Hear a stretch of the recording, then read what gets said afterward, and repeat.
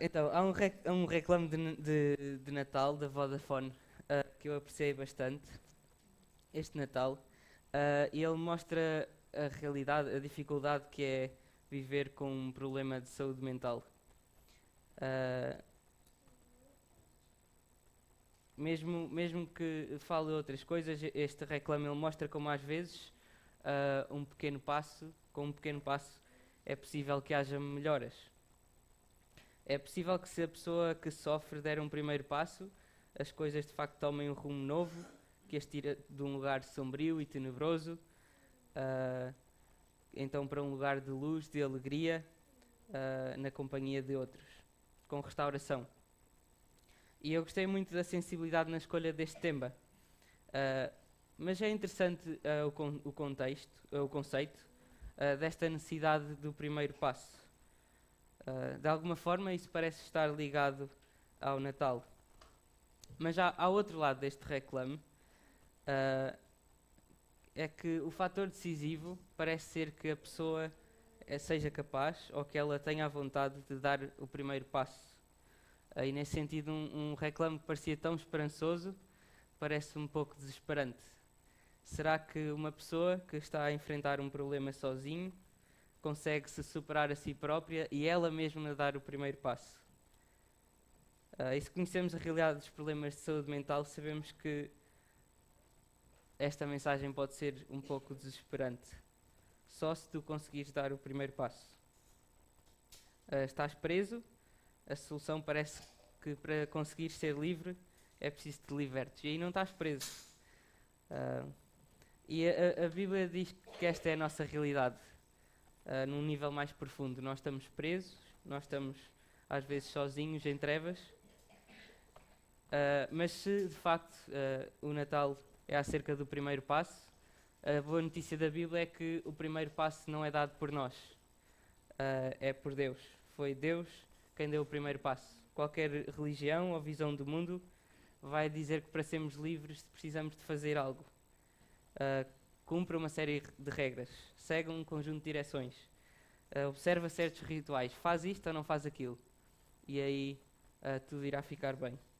Deus diz, no Natal tens de reconhecer que tu não consegues, mas o Natal também diz que Deus veio e Ele tomou sobre si este nosso fardo. É transcendente, é superior a nós, vem de fora. É necessário que fiquemos desesperados quanto às nossas capacidades e logo Ele vem. Mas então, o que é o Natal? Que características é que o Natal tem?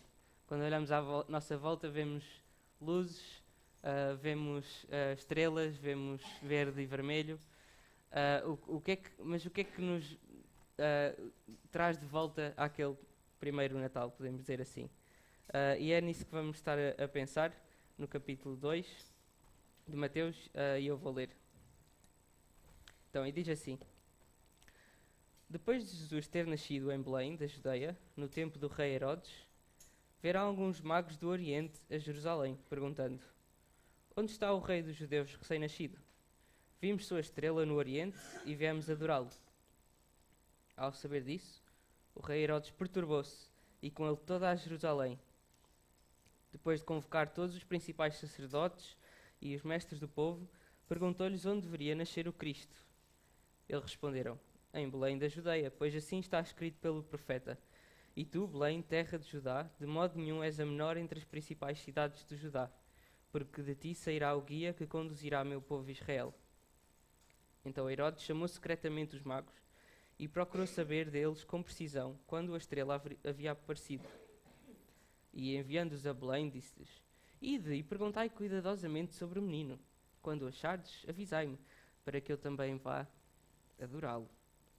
Depois de ouvirem o rei, partiram. E a estrela que tinham visto no Oriente foi adiante deles, até que parou sobre o lugar onde o menino estava. Ao verem a estrela, os magos ficaram extremamente alegres. Quando entraram na casa, viram o menino com Maria, sua mãe, e prostrando-se, o adoraram. Depois, abrindo seus tesouros, ofereceram-lhe presentes, ouro, incenso e mirra. Sendo avisados em sonho para não voltar a Herodes, regressaram para a sua terra por outro caminho. Então, o que eu gostava de ver nos ingredientes, nas características deste primeiro Natal, talvez seja um pouco diferente, talvez, daquilo que nós estamos habituados. Nós vamos ver que este Natal tem 3 características. É um Natal político, é um Natal violento e é um Natal de pernas para o ar. Eu ontem usei a expressão ponta-cabeça, pensava que ia contextualizar com os irmãos brasileiros, mas não resultou. É de pernas para o ar, comunica para toda a gente. Ok. Então, é um Natal político. Porque é um Natal político? Sabe, palavras que nós normalmente queremos não ver juntas é palavras religiosas com políticas, não é? Nós não queremos associar Deus a um lado político. O governo foge sempre a datas religiosas para colocar eleições, em parte para manter a aparência de que não está interessado nos assuntos religiosos do povo. Mas aqui temos um Natal político. Não porque o governo, em primeiro lugar, se meteu nos assuntos do povo. Oi? Sim, temos um Natal político não porque o governo se meteu nos assuntos do povo, mas porque Deus se meteu nos assuntos dos homens. Um menino nasceu e ele é proclamado rei. E durante esta passagem, não sei se repararam, nós temos 2 reis a serem proclamados, não é? Temos um que é Herodes, logo no versículo 1, depois de ter nascido em Belém da Judeia no tempo do rei Herodes. Ele é referido outra vez como rei no versículo 3, o rei Herodes perturbou-se. E depois lá no versículo 9, ele diz, depois de ouvirem o rei, eles partiram. E ok, aí sabemos que Herodes é rei. Herodes era uma espécie de um governador fantoche do Império Romano, que tinha ali sido colocado, e ele tentava manter a paz naquela região, muitas vezes usando força indevida. Mas nós temos outro rei que está bem presente, que é o rei dos judeus, não é? Versículo 2, onde está o rei dos judeus nascido, e depois não temos mais menção a isso. Mas nós vemos no versículo 4 que os mestres do povo são abordados acerca de onde deveria nascer o Cristo. E Cristo quer dizer mesmo o Rei prometido.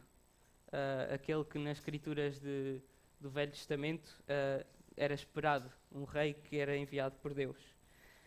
E depois, apenas mais uma citação, no versículo 11, nós vemos que os presentes que são oferecidos ao menino são ouro, incenso e mirra. Tudo presentes que comunicam realeza, pompa, o que é irónico que sejam oferecidos numa manjedoura, mas ouro, incenso e mirra são tudo presentes para reis. E é interessante que nós até aqui nós observamos Jesus como os magos fizeram. Esta é uma passagem quase que vamos acompanhando os magos. E eles encontram este rei. Mas o problema no versículo 4 e no versículo 2 é que Herodes percebeu que isto era acerca do Cristo. Então, grande parte desta passagem ela acompanha a viagem dos magos. E quando finalmente nós chegarmos a Jesus, só dura um versículo, não é? Versículo 11, quando entraram na casa viram um menino com Maria. E esta é a visualização que nós temos de Jesus. Mas realmente este menino é um problema para Herodes. Herodes percebeu que não dá para ter 2 reis ao mesmo tempo. E por isso ele fica perturbado, não é? No versículo 3, ele perturbou-se. E por isso então há um conflito. Como cristãos nós queremos que Jesus disse, não é, que o seu reino não é deste mundo, isso é verdade. Mas às vezes nós achamos que logo isso quer dizer que o Evangelho, a mensagem da salvação, ela é apolítica, é sem política. Não tem nada a ver com política. Aliás, nós devemos desprezar com razão qualquer que nos quiser convencer que o seu partido é o partido de Deus, que ele é o Messias. Aliás, que é irónico, porque esta passagem está a dizer que não dá para ter 2 Messias ao mesmo tempo. E há malta que ainda quer teimar nisso, seja no estrangeiro ou aqui. Mas como vamos ver, Herodes entra em cena como um tirano, que não tem problemas em usar o seu poder para manipular as coisas como quer. Mas a verdade é que neste conflito entre dois reis, Herodes já perdeu. E se continuarem a ler o resto do capítulo 2 em casa, nós vemos que Herodes já perdeu o seu título. Ele é mencionado como rei 3 vezes, mas a partir daqui ele é só Herodes. O rei nasceu e ninguém o pode impedir. E Herodes deixou de ser rei. É engraçado, agora Herodes é só o Herodes. Parece que eu andei com ele na escola. Imaginem o medo de Herodes. Antes os reis tinham os seus próprios mensageiros, e eles serviam para enviar mensagens às praças do país, com as proclamações, com as novidades, e eles proclamavam a vontade do rei. Mas agora Herodes tem medo de que chegue um mensageiro do rei Jesus e diga algo assim: Salve, ó rei Herodes. Queria só dizer que agora eu, o menino Jesus, é que sou o rei desta terra. Tchau, Herodes. Ele deixou de ser rei. Mas se este é um Natal político, a história não fica por aqui, não é? Porque o pior que um tirano é um tirano que está amedrontado. Pessoas com poder e com medo fazem tudo o que puderem para evitar o que não querem. E o que nós vemos aqui, nós vemos que no versículo 8, Herodes quer adorá-lo. Isto é outras palavras para dizer que quer matá-lo. E nós vemos também mais à frente que ele vai ao ponto de ordenar a matança de muitos, de todas as crianças, meninos de 2 anos para baixo. Há uma pintura, não quero pôr-vos agora numa observação de arte, mas há uma pintura que eu até posso... obrigado, Daniel. Isto foi no século XVI, foi um senhor chamado Bruegel. Nós vemos aqui muitos soldados, vemos muitas pessoas, parece que há assim um clima de tensão ou de algum problema, e esta pintura foi chamada de o saque da aldeia, porque os soldados estão a roubar algumas coisas. E eu tenho aqui uma descrição de algumas coisas que estão a acontecer.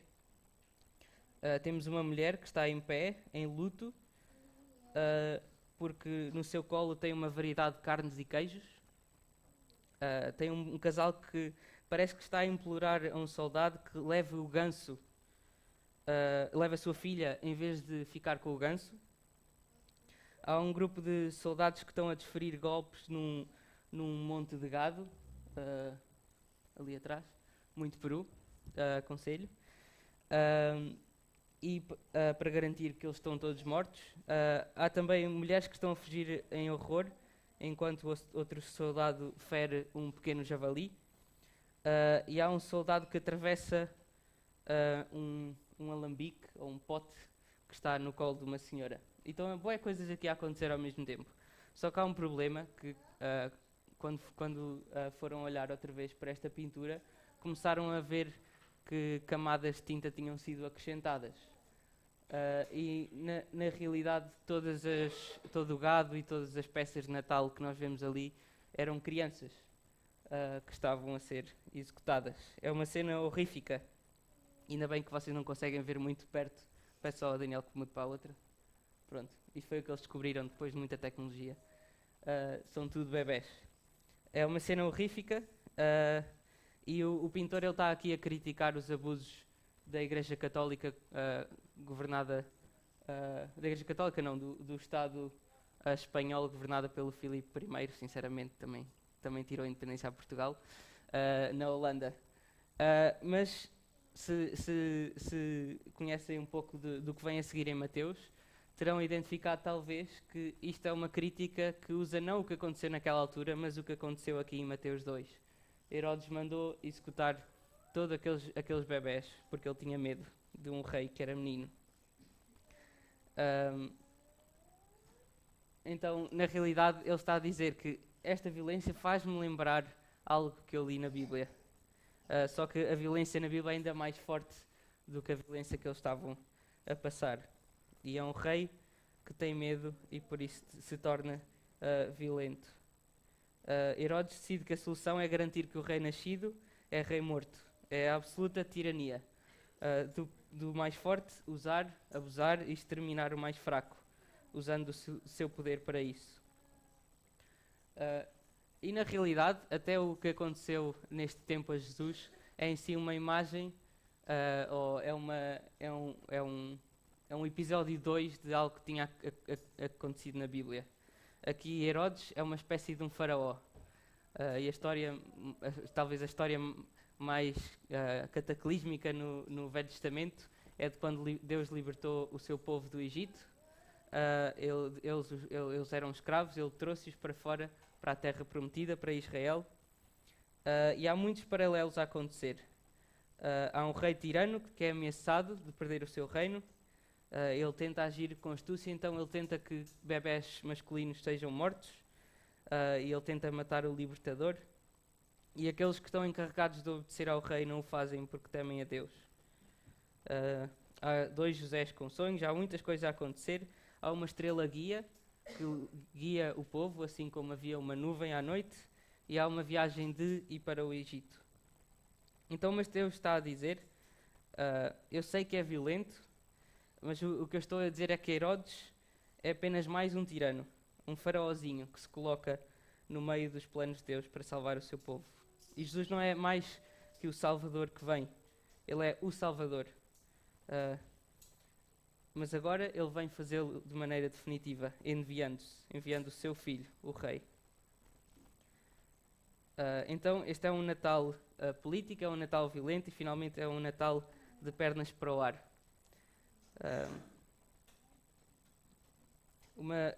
Como já vimos que este Natal é de pernas para o ar, não é? Que um rei vence outro, um rei que é menino vence outro e supera os planos do Herodes.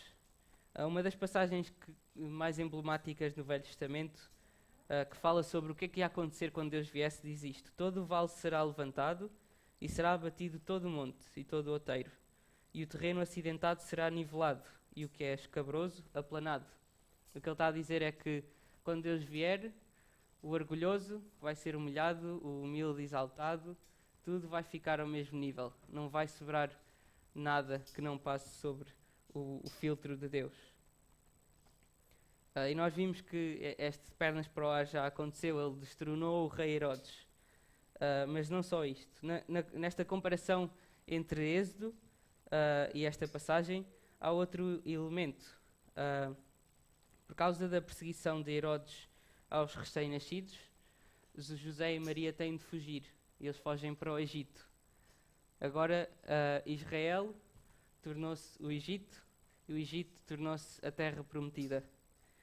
Nós vemos, não é, no versículo 3, que o rei Herodes e com ele toda a Jerusalém se perturbaram. Agora a elite, os líderes religiosos, os líderes políticos, tornaram-se aqueles que perseguem o escolhido de Deus, perseguem o Messias. Os grandes órgãos de poder religioso e político rejeitam Deus. E não é só inesperado que aqueles que deviam aceitar Deus o rejeitem, mas também que aqueles que não era esperado que aceitassem Deus, eles aceitam, não é? Logo no versículo 1, nós vemos que há magos que vêm do Oriente, terras distantes, até Jerusalém.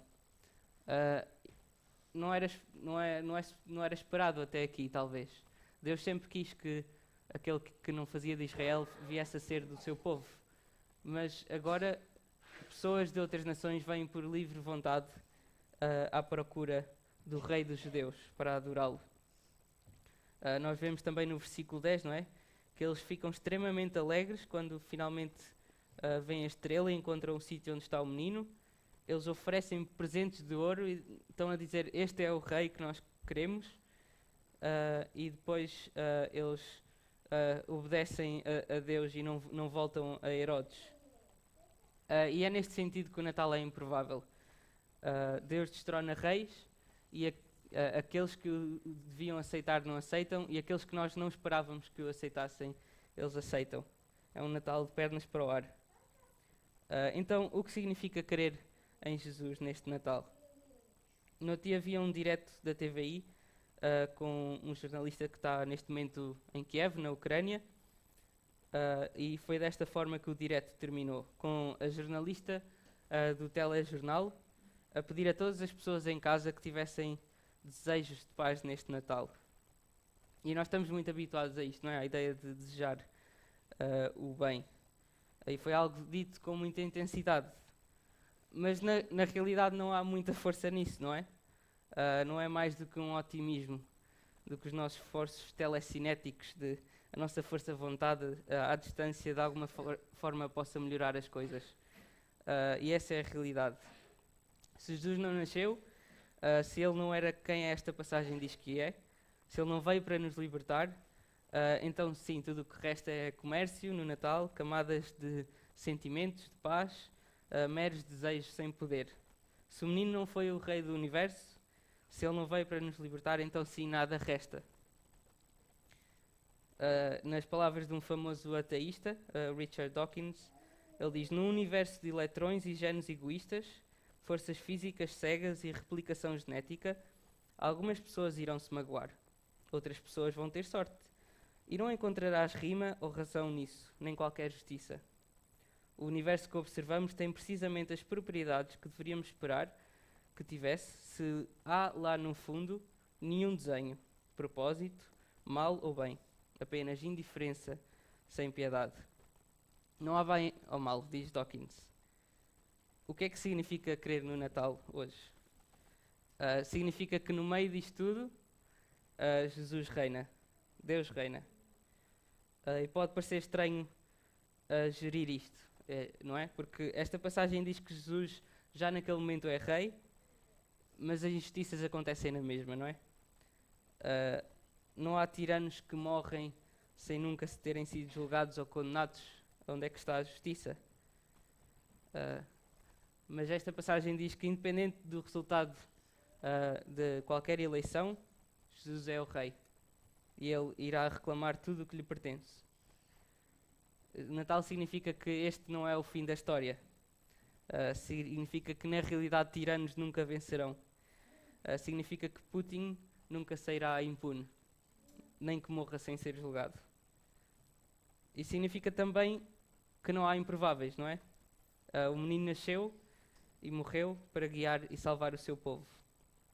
Mas aqui o povo não são só os religiosos, aqueles que se orgulham de o serem e por isso acham que são melhor que outros. Aqui qualquer um pode vir e adorar o menino. Qualquer um que é improvável, agora não é.